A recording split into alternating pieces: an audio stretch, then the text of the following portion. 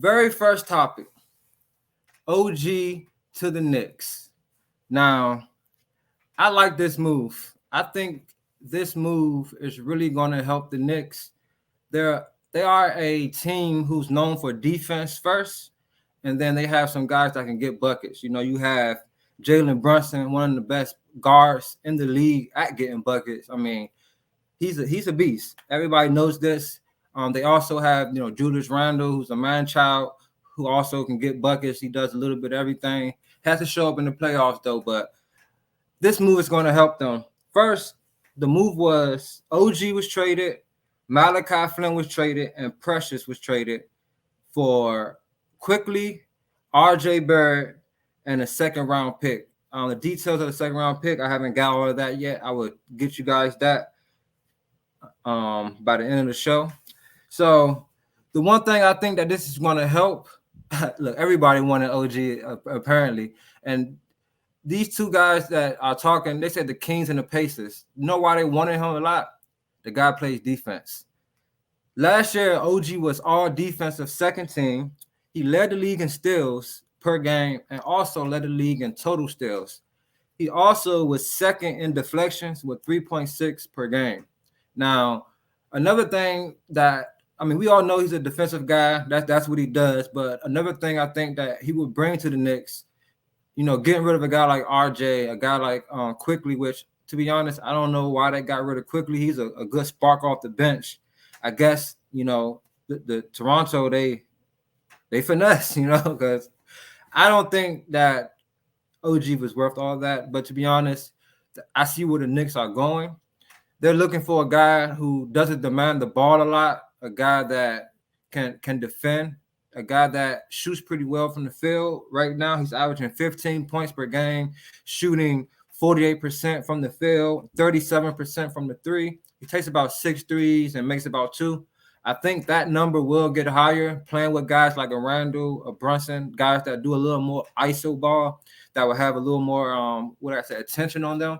Because on the Raptors, you really only have Siakam that really is an offensive stud, really. Scotty Barnes is nice, but he's more of an all-around type of player. So I believe that the Raptors are really trying to rebuild right now. They just got rid of OG. I do think Siakam will be next. You see someone in the comments bring up Siakam. Hey, him to the Pacers would be lovely. Him and Halliburton, that would be a nice fix. But the Toronto Raptors getting RJ, who is from Canada. He is more of a all-around star. He can score the ball. He can defend. He's a pretty decent defender. He's not as good as OG, but he's not a bad defender. But he's a guy that demands the ball a lot more than a guy like a OG. OG is a guy that can sit on the wing, catch and shoot. He plays more off ball than RJ Barrett. So I think that would open up the floor for a guy like a Jalen Brunson, a guy that gets in the lane, attacks, and just downhill for the most part. And, he got moves for days. So a lot of times you see the defense just watching him when he got the ball. And a guy like OG who can slash pretty good, who can catch and shoot pretty good, I think this is a pretty good fit for him. Now, the Raptors, they came up a little bit too, if you ask me. I mean, quickly averaging the same amount of points as OG, but he's only playing 24 minutes a game. He's not even starting.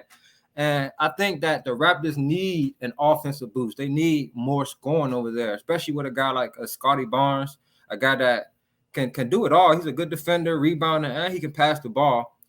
He's not the best scorer, but he can definitely get buckets. Don't get it twisted. So the Knicks, with this move, I can see them.